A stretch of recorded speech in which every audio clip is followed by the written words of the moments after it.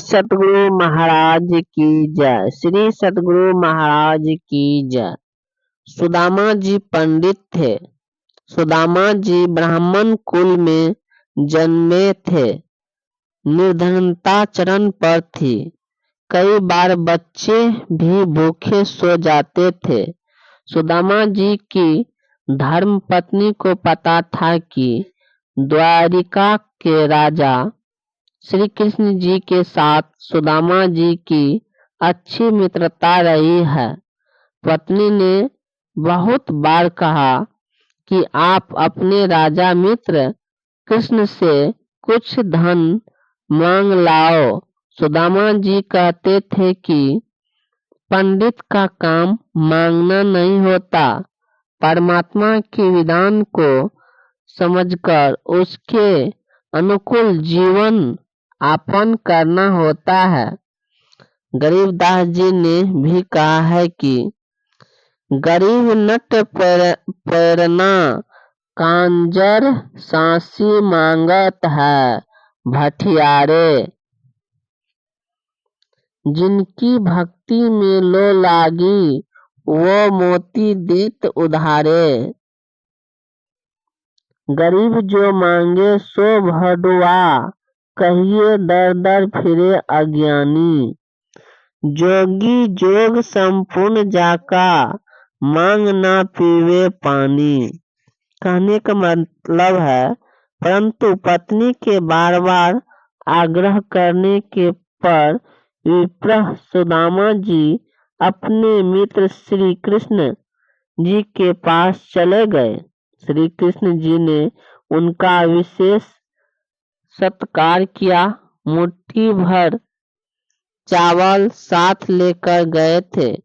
जो भी कृष्ण जी ने चाव के साथ खाए, चरण तक धोए और कुशल मंगल पूछा तो पंडित सुदामा जी ने कहा कि हे भगवान, मुझे किसी वस्तु की आवश्यकता नहीं है। आपकी कृपा से ठीक निर्वाह हो रहा है। एक सप्ताह श्री कृष्ण जी के पास रुककर सुदामा जी घर को चल पड़े। एक बार भी नहीं कहा कि कुछ धन दे दो।